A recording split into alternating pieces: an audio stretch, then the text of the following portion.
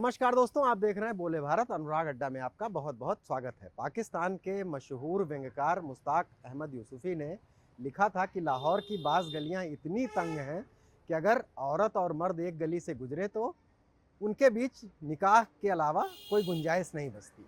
जी हाँ, उन्होंने ये व्यंग में लिखा था, लेकिन आजकल लाहौर चर्चा में इसलिए है कि उन्हीं गलियों चौक चौराहों का नाम बदला जा रहा है। मरियम नवाज़, जो वहाँ के पूर्व प्रधानमंत्री नवाज शरीफ की बेटी हैं, उन्होंने एक हेरिटेज प्रोजेक्ट के तहत फैसला लिया है कि लाहौर के जो नाम इस्लामिक कर दिए गए थे उनको बदलकर उनके वही पुराने नाम दिए जाएंगे जो हिंदू नाम थे या जो ब्रिटिश कालीन नाम थे। यानी लाहौर की बंटवारे के वक्त जो नाम उनके थे, ऐसी 9 जगहें के नाम बदले गए हैं। यानी बाकायदा सरकारी कागज़ों में उन्हें बदल दिया गया है। एक जिक्र कर देते हैं कि क्या क्या है। कृष्णा नगर लाहौर की का एक मोहल्ला हुआ करता था बंटवारे के वक्त, उसका नाम इस्लामपुरा कर दिया गया था, अब उसे फिर कृष्णा नगर कर दिया गया है। ऐसे ही संत नगर का नाम सुन्नत नगर कर दिया गया था। तमाम सारे दबाव थे इस्लामिक मौलानाओं के और नाम बदली की एक पूरी कहानी चली थी, जिस पर उस पर हम आएंगे। उसका नाम मरियम नवाज़ ने फैसला किया है कि फिर सुन्नत नगर कर दिया जाएगा। और ऐसे ही जैन मंदिर चौक, लाहौर की बहुत फेमस जगह है, उसका नाम 1990 में जब बाबरी मस्जिद का ढांचा ध्वस्त हुआ था तब उसका नाम बदलकर बाबरी मस्जिद चौक रख दिया गया था विरोध स्वरूप। लेकिन वहां पर गुजरने वाले ऑटो वाले, टेम्पो वाले जब आवाज़ लगाते थे अपनी सवारियों को तो वो जैन मंदिर चौक ही कहते थे। ऐसे ही एक राम गली हुआ करती थी लाहौर में, जिसे रहमान गली कर दिया गया था, और अब फिर मरियम नवाज़ ने उसे राम गली कर दिया है। पाकिस्तान जो वहाँ के अल्पसंख्यकों को हमेशा ही कष्ट भोगना पड़ता है, हमेशा ही वो दबाव में रहते हैं और उनके खिलाफ अत्याचार की बातें चलती रहती हैं, वहाँ पर ऐसा क्यों किया जा रहा है? भले ये ऐतिहासिक विरासत को संजोने के नाम पर, हेरिटेज प्रोजेक्ट के नाम पर, लेकिन ये लाहौर की पुरानी विरासत, और ख़ास तौर से जब हिंदू नामों से इतना परहेज़ है पाकिस्तान में, तब मरियम नवाज़ ऐसा फैसला क्यों ले रही हैं? मरियम नवाज़ उसी पार्टी की हैं जिसकी केंद्र में भी सरकार है। उनके चाचा शहबाज शरीफ, जो कि नवाज़ शरीफ के भाई हैं, वो देश के प्रधानमंत्री हैं। तो जाहिर है कि ये कोई जल्दबाजी में या किसी तकनीकी वजह से लिया गया फैसला नहीं है। इसकी कुछ ना कुछ राजनीति है, कुछ ना कुछ सियासत है, कुछ ना कुछ मकसद है। लेकिन पहले ज़रा लाहौर के इतिहास की बात कर लेते हैं। लाहौर दरअसल एक ऐसी फांस है जो बंटवारे के बाद हिंदुस्तान और पाकिस्तान दोनों के बहुत सारे लोगों के बीच में फंसी रह गई। एक समय एक मजाक चलता था बंटवारे के बाद, अगर आप बंटवारे के इतिहास और उससे जुड़े लोगों के बारे में पढ़ें तो पाकिस्तान में भी ऐसे लोग थे जो बहुत उसकी राजनीतिक और वजह समझते थे कि पाकिस्तान क्यों बटा। भले ही उसके बटने के वक्त ये नारे लगते रहे हों कि पाकिस्तान का मतलब क्या है, ला इलाहा इल्लल्लाह, लेकिन वो जानते थे कि ये राजनीतिक वजहों से बटा है, कुछ लोगों की राजनीतिक महत्वाकांक्षाओं के लिए देश को बांटा गया है। तो पाकिस्तान में भी एक मजाक चलता था कि कुछ लोग ये कह देते थे कि पाकिस्तान कुछ नहीं है, इस्लाम के नाम से इसका कोई मतलब नहीं है, ये तो अलीगढ़ के कुछ लौंडों की शरारत है। वैसे ही भारत के बाकी लाहौर को लेकर ये कहा जाता था कि अगर लाहौर के रहने वाले वो सिख और हिंदू जो कि बाद में दिल्ली या पंजाब के दूसरे हिस्सों में आ गए, उनको अगर आज भी वो मौका दे दिया जाए तो वो लाहौर के बदले दिल्ली को पाकिस्तान से बदल लेंगे।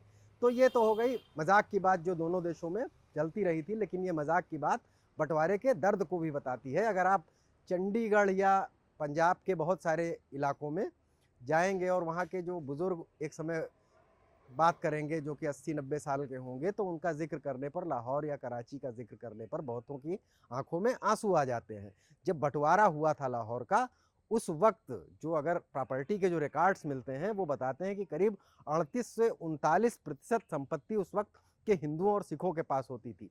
पूरे शहर में जो बड़ी हवेलियां थीं वो हिंदुओं की थीं और या सिखों की थी। महाराजा रणजीत सिंह का शासन था, उनकी राजधानी लाहौर रहा था, और वहाँ पर हिंदू नाम बाद में ब्रिटिश काल में कुछ रोडों के नाम ब्रिटिश अफसरों के नाम पर या फिर कुछ ब्रिटिश शख्सियतों के नाम पर हो गए थे, जैसे डेविस रोड, लॉरेंस रोड और बाकी कृष्णा नगर, संत नगर, इस तरह के नाम लाहौर में बहुत हुआ करते थे।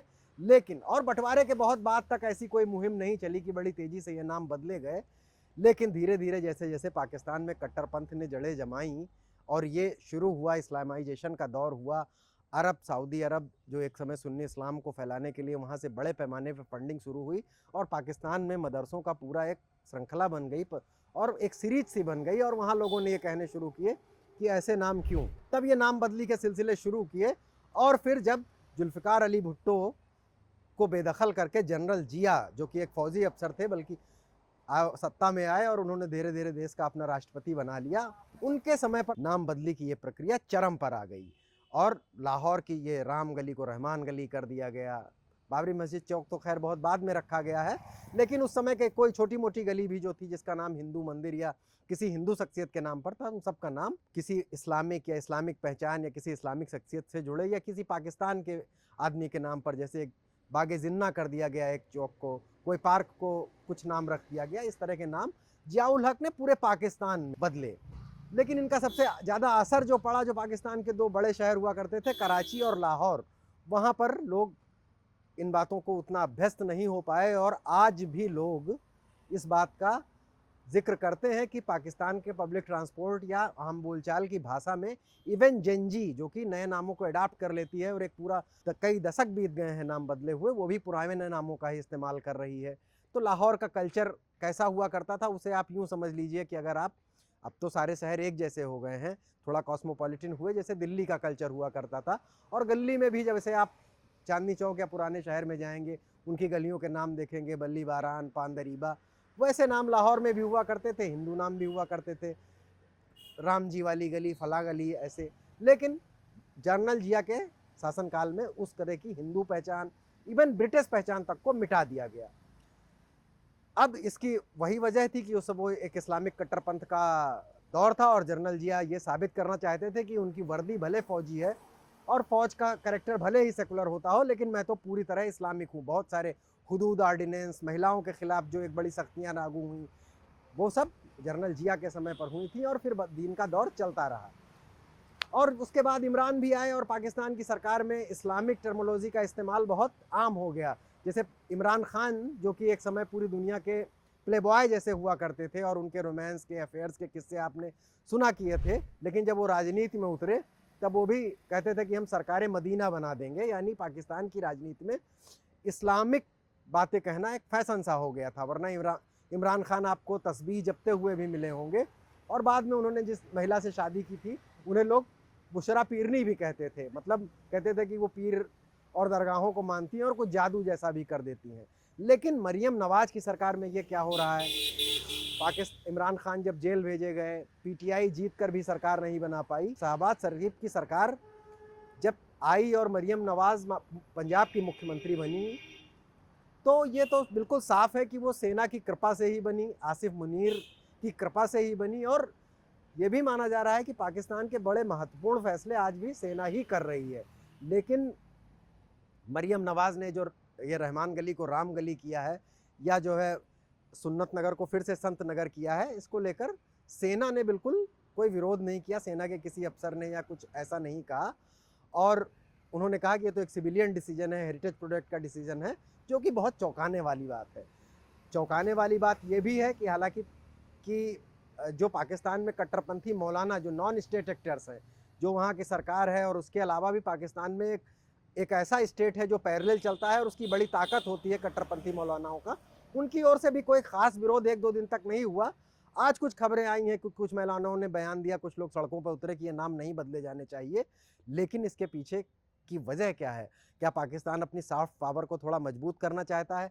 जाहिर है कि इधर उसकी सॉफ्ट पावर कुछ बढ़ी ज़रूर है, इस कदर बढ़ी है कि आप ये समझ लीजिए कि पूरी दुनिया में इस समय जो सबसे महत्वपूर्ण मुद्दा अंतर्राष्ट्रीय स्तर पर है, ईरान और अमेरिका की जंग, उसकी जो सुलह समझौते की बातें हो रही हैं वो पाकिस्तान में हो रही हैं। और आसिम मुनीर, और अगर नाम लेना चाहें तो शहबाज शरीफ भी कह सकते हैं, उसका प्रमुख केंद्र बने हुए हैं। ईरान के डेलीगेशंस आते हैं, अमेरिका के डेलीगेशंस आते हैं और पाकिस्तान में मिलते हैं। तो क्या पाकिस्तान अब उस कट्टरपंथ के दौर से बाहर निकलना चाहता है, या दुनिया को एक छवि ऐसी पेश करना चाहता है कि वो एक सेकुलर, डेमोक्रेटिक और बड़ा हेरिटेज को और अपनी विरासत को संभाल कर रखने वाला देश है? जाहिर सी बात है इसके पीछे मंशा यही होगी। अगर इधर कुछ, अगर पाकिस्तान के बयानों में भी आप देखें तो भी ये नज़र आता है, बार बार डोनाल्ड ट्रंप उनकी तारीफ़ करते हैं, आसिम मुनीर उनके साथ खाना खाने जाते हैं और उन्हें बहुत सेकुलर और इस तरह की बातें भी उन्होंने बताई हैं। तो हो सकता है कि ये प्रोजेक्ट शुरू तो पंजाब से किया गया हो, सांस्कृतिक विरासत है वो लाहौर पर बहुत चर्चा में रहती है। लाहौर का जब जिक्र आता है तो भारत की संस्कृति और इन तमाम चीज़ों का जिक्र आता है। और जो उससे एक समय जनरल जिया ने ये कहा था कि हम भारतीय पहचान वाली हर चीज़ लाहौर और कराची से मिटा देंगे, जिसका संबंध हिंदुस्तान से हुआ करता था, शायद उस जो छवि से कट्टरपंथी छवि बनी थी, उससे उभरने की सोच रहा है पाकिस्तान, दुनिया को दिखाने के लिए, IMF को दिखाने के लिए, और इसकी शुरुआत पंजाब से की गई है। तो ये महज केवल एक छवि सुधार का प्रतीकात्मक रूप बनकर रह जाएगा, या पाकिस्तान इस दिशा में वाकई कोशिश कर रहा है?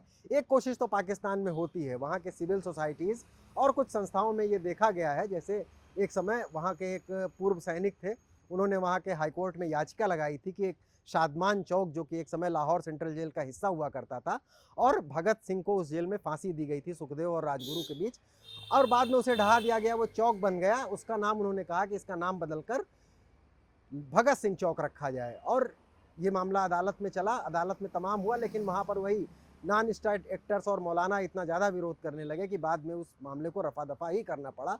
लेकिन इस बार विरोध ज़रा कम है, और ये बातें आ रही हैं लाहौर के इतिहास से, उसकी गलियों से जुड़े हुए। तो हो सकता है कि पाकिस्तान में जो भारतीय और हिंदुस्तानी पहचान की जो चीज़ें थीं, पाकिस्तान वाकई अपने एक सेकुलर करैक्टर में लौटने की कोशिश अगर करे तो बहुत बेहतर ही बात होगा।